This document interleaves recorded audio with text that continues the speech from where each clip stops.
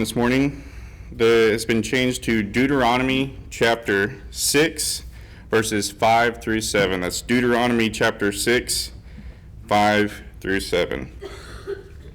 You shall love the Lord your God with all your heart, and with all your soul, and with all your might. And these words that I command you today shall be on your heart. You should teach them diligently to your children, and shall talk of them when you sit in your house, and when you walk by the way, and when you lie down, and when you rise.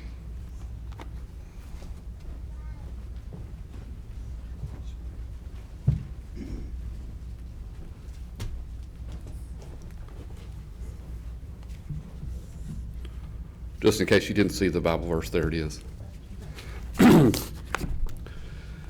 I hope George has a good vacation, as I did. I hope he does not bring back a bug, as I did.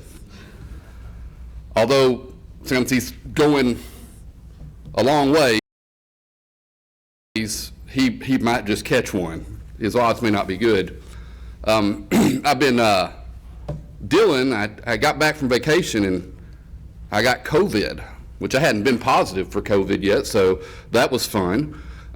It wasn't terribly bad, but then after I was done with that, I got that secondary infection, which is just still bothering me. So I brought some cough drops, and I appreciate the people that have been passing me cough drops through worship since then. I try to get up early this morning so I can have my extra coughing fit that I have every morning. I remember the other day Ethan heard me tell Nancy I was feeling well on the phone, and then I went to like a 10-minute coughing spell. But I'm okay. Just y'all are far enough away. I think we'll be all right. I don't think I have anything contagious. So this morning, Bruce had asked me if I was going to stick with the book that we have that George has been using, and I said, well, I am for the first week, kinda, because it was about Mary and Joseph, and I said, man, I'm talking about parenting for sure. It's been something that's been around for a long time that I've wanted to talk about, but I feel that I don't always get to talk about it. So there are a lot of parents and there's grandparents, aunts and uncles, a lot of kids that are going to grow up and be parents. So this will be for everyone, wherever you are in that time. And so this morning I'm going to start with just a little story. In 1996, when I first started in youth ministry, I had part-time here at the church. And I don't remember the exact instance or whatever triggered this person, but we had a member of the church that wanted to let me know how little that I knew. And that happens. I mean, I was new, I get it, you know. It's 1996, it's 28 years ago, and they were sure to tell me that I hadn't had children yet. I hadn't had those experiences. I don't understand, and it was kind of frustrating. And I was wondering the stuff that I was talking about then, if it would be the stuff that I would talk to you about now. So I've been thinking about that all week. What would I say to parents about raising children? And I wonder if that'd be different. So in 1996, this is my remembrance of this person as she is just telling me how it is. And I didn't realize that that was kind of my version of an internet Karen in 1996. Now, I've been debating using the word Karen because we have a Karen. It is not spelled the same way. But if you watch any internet, you've seen when a Karen gets upset, and it's usually about someone that's upset about someone that's in their housing area and they shouldn't be there, then you come to find out they like live next door and they have every right to be there. Or, you know, someone that's trying to upright something that they think is wrong and they're being really ugly and they're like, we're calling the police, and the police get there and go, you have no case. And I really felt that way about that person that day. I felt, man, she is attacking me, and yet I don't know if I'm like that. So here I am in 1996. I looked a little bit different. I had hair. I was much thinner. Although I think my wife looks exactly the same. She did not age like I did, but maybe she was right. Maybe I didn't know. As I reflected this week, there is one thing I think has changed in how I look at that. But if I could go back in time, now I could say, I think I'm qualified by your standards. I've had children, I've raised them, I've had experiences, I know what it's like when they go out and you're worried about when they come home. I know what it's like when they start to date. I know all these things that go through your mind about raising your children. I know what it's like when they're thinking about, is church what I want to do, or is there something else going on in the world that is shining out there wanting to take them away from what you're trying to do. So I feel like I can say now, at least I'm qualified by her standards that I can talk about this. Even if I've failed, which I have at many things, I still think we can talk about it. I think you would agree we could talk about this. And so I just had a real simple lesson, but it's needed, I think. And I just want to talk about it. Now, my brother had a little baby girl just a few weeks ago, and her name is Lily. And because I had COVID and secondary infection, I waited to go see her. I didn't want anybody to get sick. And she is just precious. And I think about what I want to talk to my brother about. And I don't, there's a lot of things, but I wanted to, if you're going to be a parent, and I think about this with my brother, he waited so long. My children are going to be in their 40s when she graduates from high school. So their cousins are going to be so way off. So I've been kind of joking that my parents are the great-grandparents and I'm the grandparent, and my kids, they're aunt and uncle. So we'll see how this goes. But we're going to go see her a lot. We're really excited about that. And my brother may need some help. This is my picture of my brother. I have no idea what that is he's got wrapped around his waist. This may be a new thing that a lot of parents do. I don't know. But it's so he can hold the baby and walk around like that, and it's just so good. And when we held the baby, we had that thing under our arm, you can see around my waist. So but I was like, I'm going to hold this baby close. I don't need that. He's got all these fancy new toys and gizmos as he's going to raise a child. And I remember back when I was raising a child, I didn't have those things, and I'm sure my parents would go, well, we didn't have those things and things that you had. It's all changed. And it was interesting seeing my brother there, and he was just on this schedule. And it reminded me a lot of Amy. Just kidding. It was a schedule. I mean, it was bam, bam, bam. He was doing that no matter what. He was not missing schedule. I love you, Amy, but you did have a schedule. Well, you had twins, so I didn't have that experience. Maybe I would have had a schedule too. I jokingly said, when they were talking about feeding Lily, I said, well, when Henny cried, we fed her. They don't do that now. So you do it before they cry. You wake them up when they're all dressed and taking a nap. You take all their stuff off, and now they just have their diaper on. I've never heard of that. I see a lot of frowning faces. That's the new thing they taught them. So she's wide awake when she's eating, and then they put her clothes back on, she goes right back to sleep. So that's what I saw that was different. But I was wondering if I could think about Karen, would my advice be different? So from between 1996 and 2024, in these almost 30 years, what would be the differences in the things that I would say? So this is a real easy lesson, probably real short, but it'll be a little bit different than what you may be accustomed to this morning. But I want to go back just for the Old Testament just a moment before I give my points. You shall love the Lord your God with all your heart and with all your soul and with all your might. And these words that I command you today shall be on your heart. You shall teach them diligently to your children. And you should talk to them when you sit in your house, when you walk by the way, and when you lie down, and when you rise.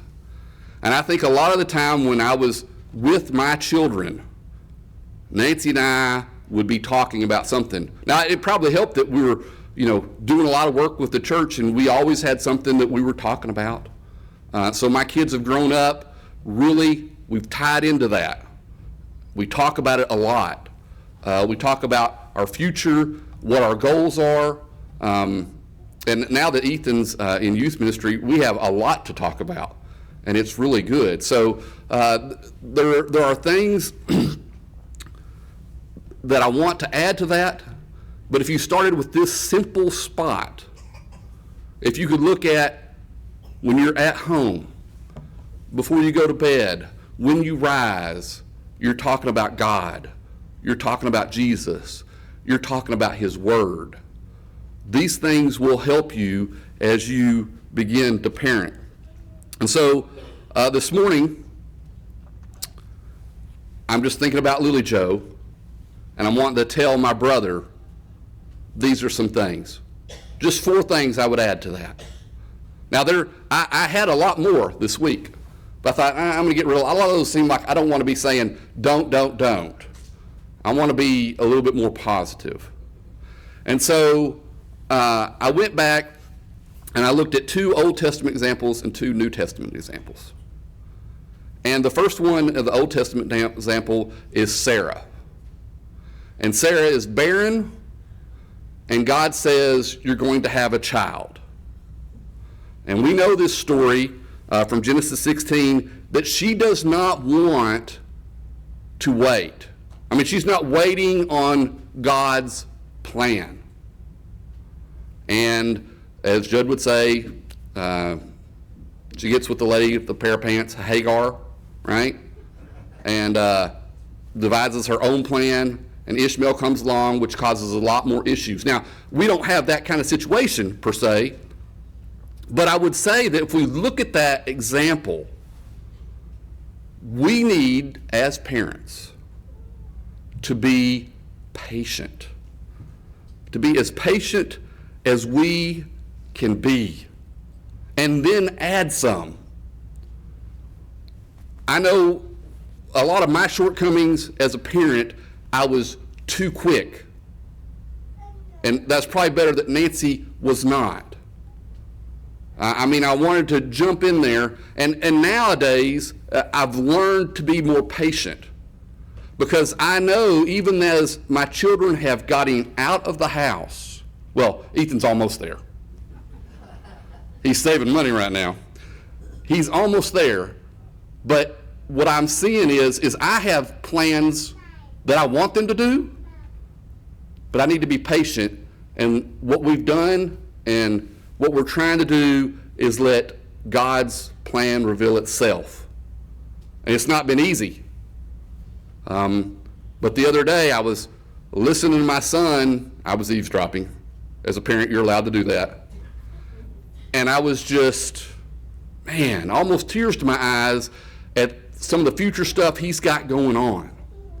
And things that in his future are looking good. I'm thinking, that's right, Rod. You're not going to make comments. You're going to let that unfold because God is doing stuff in his life. I don't need to tell him what to do. I don't need to tell him where to go.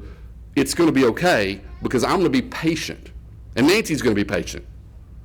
And just like when Hannah Kate went off to Franklin, and we were not excited about that. I mean, we try to keep a happy face on it. It's going to be okay. We'll go see you. But guess what?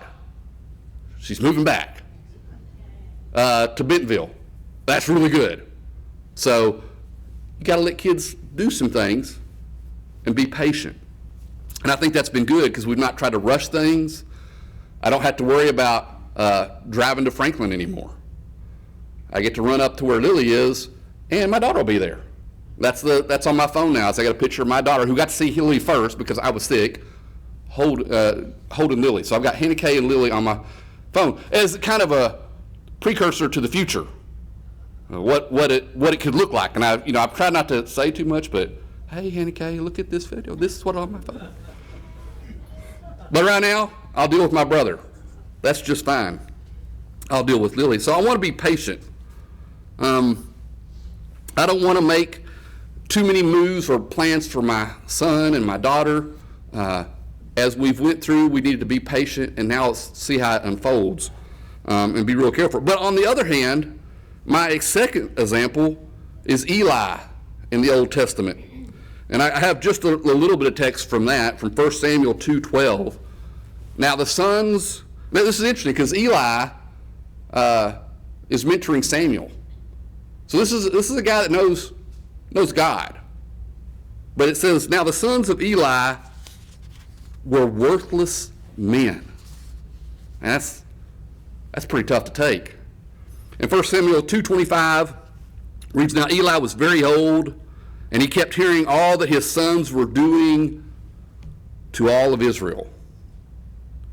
And he asked them in verse 23, 'Why do you do such things?'" They were doing bad stuff. Now I'm thinking Eli probably had the power to step in and cut them out. I'm assuming there was something like that, because in 1 Samuel 3:11 it reads, "On that day I will fulfill against Eli all that I have spoken concerning his house, from the beginning to the end, and I declare to him that I am about to punish his house forever for the iniquity that he knew, because his sons were blaspheming God." That's what they were doing. "And Eli, he did not restrain them." So we have to correct when needed. And parents have probably heard this before, adults. Parents' job is not necessarily to be the best friend to the child. The parent is the one that has to say no. The parent is the one that has to be responsible and do the right things. I know that kids now, they have a cell phone, and we parents like to justify that by saying, well, it's safe because I can know where they're at, I can talk to them immediately, and that's good and true. But the cell phone has got this whole other world to it. I mean, it's a huge computer in their hand. It's really no different. It's even kind of like when I was 16 or 14, even that far back. All of us, we wanted a car, because when we had the car, we had freedom. And kids today don't necessarily care about if they have the car, because they've got the freedom of the phone to go anywhere in the world. And that might not be something necessarily they need at a young age. And it makes me nervous when I see parents with children really young with cell phones. They're extremely dangerous. And they're not the ones charged with raising the child. You are. The parents are the ones that are to raise the child. And when I see a parent said, I took my son's or my daughter's phone away and their world fell apart, well, it probably needs to a little bit. Just like if I did something, my dad said, "You're not driving."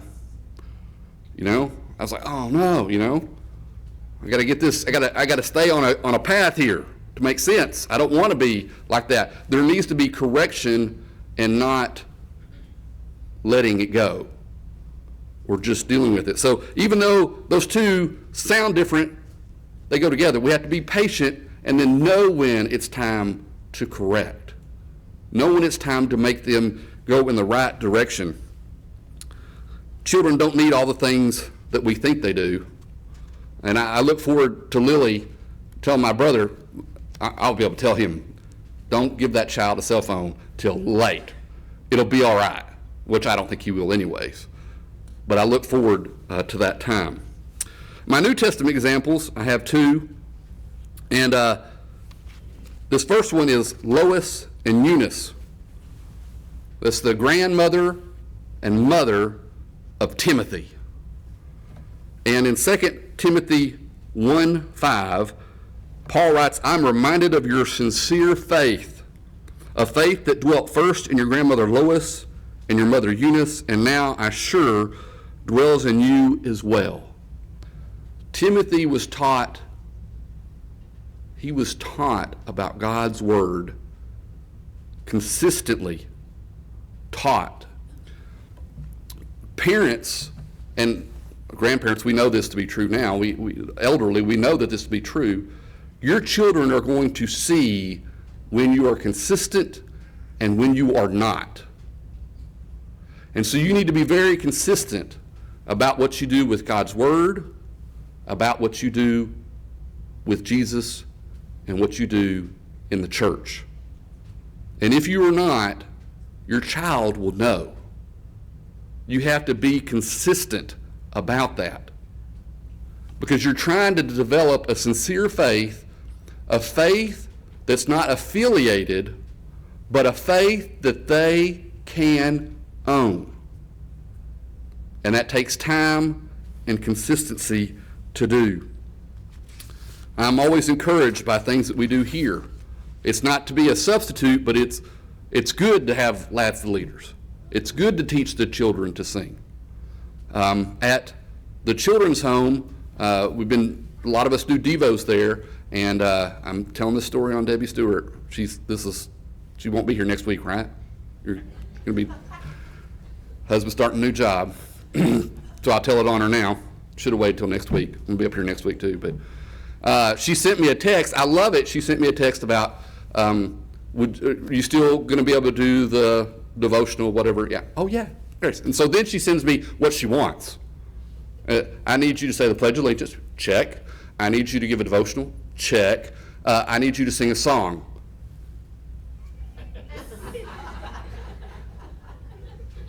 Now, I'm not one to back down from a challenge. I would love to lead singing. There's somebody down here that says, and I think Debbie can concur that that's probably a good idea. I mean, I did my best. This world is not my home. One verse only. Not even doing a last verse or second, none of that stuff, just one verse only. And you know what? It sounded pretty good. There's 4 kids in the front row. Debbie was in the back row. It was all right. The next week, well, Debbie had to step out. That was not good. And there was another teacher in there, and I know I probably really made that worse. So I'll try to do better, but I really need Debbie to be in there. Because the kids, maybe they were playing a joke. They're like, oh, let's see what he sounds like when Debbie's not here. Let's just not sing that much. And I have lots of stories. I've led singing in Gallup, New Mexico. They challenged me there. Okay, I'll lead singing. Nancy kept telling me all the songs I couldn't lead. I'd try. She'd say, nope, you can't lead that one. Oh, that one's okay. Let's do that one. And I've told this story before, a little bit off the lesson, but Cody Bradford was with me. And Cody said, hey, you can lead that last one. I'll jump in on it. I said, okay. Because I was nervous, because Nancy was telling me I didn't sound good on that. It was a little off. It was bad, too, is I'm not in the right key, and when I'm not, it just doesn't even sound, it sounds like a train wreck. That's the best way to sound it. So I went to lead that song at the end, giving it the hand motion, and Cody Bradford did nothing. And it just came out train wreck. And another elder, they had a real strong voiced elder that just really, I'm going to save Rod here. This is a sinking ship. We need to be consistent. And I think there's a lot of things, even if we can't do that, if we can't lead singing like I can, my son does singing great. We got him last leaders, got the help that he needed. He can just do it. It doesn't bother him at all. For me, it's what's Judd going to say tomorrow after I'm done. But let's be consistent. But more importantly, I'm talking about, and I think you know, about attendance and being with your church family and showing encouragement and love to each other. That's what we need to do. My last example is Joseph and Mary. And I'll pull up a little synopsis that I had here. Maybe. Yeah, here we go. I looked up lots of stuff. There's not a whole lot about Joseph. A lot of people believe he died somewhere early on. We don't know much about him. But here's some details about Jesus' family. I mean, wouldn't that be interesting that you're the parent of Jesus? I mean, it's a tall order right there. I'm assuming Joseph and Mary were just the right people for that. We know that Jesus' mother's name was Mary. She was married to Joseph. Joseph was not the actual father of Jesus, but adopted him upon his birth. Jesus was conceived of the Holy Spirit. Joseph was prominent only in the accounts surrounding Jesus' birth, his flight to Egypt, and return. He is mentioned in the story of Jesus in the temple. We know nothing of the circumstances of Joseph's death. There may be a hint of his death before the public ministry of Jesus in the words of Simeon. He was not around when Jesus entered his public ministry. He's not married, not mentioned Mary is mentioned on certain occasions during Jesus' ministry. Mary was a virgin when the angel announced to her that she would give birth to Messiah. She figures prominently into the birth narrative of Jesus. There are only a few other occasions where she is mentioned. She is in the wedding at Cana of Galilee when Jesus turns the water into wine. Mary is also with Jesus' brothers and sisters when they wished to speak with him apart from the crowd. She was there at the first miracle. She attempted to take him aside at one point, and she was there at his crucifixion. She was taken to the home of Apostle John at the death of Jesus. And the last mention of her is the New Testament is before Pentecost, where she's together with the other disciples. What a challenge that is for her to be the mother and for Joseph to be the father. Now, we know that, Jesus is going to be the perfect child growing up, right? I've heard all kinds of fantastical stories about other books about what Jesus did as a child, which are not in the Bible. I don't really have a lot of faith in those stories. And one of the reasons is because of Jesus' brothers. In John chapter 7, verse 5, it's mentioned that they did not believe. And I'm thinking that he probably was a normal child growing up. I mean, he was probably gifted. I can think of a lot of children that are gifted knowledge-wise, but he probably wasn't doing miracles, or at least the ones I've heard about that he did when he was a kid, of fashioning a bird out of clay or whatever. I mean, I don't think that fits what's going on. It wasn't time for Jesus' ministry. But I think about Joseph and Mary, and I think about that heartbreak of having children that don't believe. Maybe they don't believe while they're under your care, or they at some time afterwards, when they get out from under your care, they don't believe. That is heartbreaking. Now, the good news is from the best accounts that we can tell, that James, the brother of Jesus, did a lot for the church and became a believer. Maybe even he wrote the book of James. There's a lot of debate on that, I know. But what I like about that story is that we have parents that are working, doing the best they can. I would think that Joseph and Mary were probably the model parents. Probably were really, really good and had a very tall order. And I think one of the things that they did, and I thought about this, if you're thinking about Joseph, and he's not there later in Jesus' life, I can't imagine if Joseph had to see Jesus being crucified knowing that he was innocent. I mean, I could see why it was better in the plan that he was not there. That when we have Peter, I make this argument, Peter didn't want Jesus to die. What would a father do in that situation?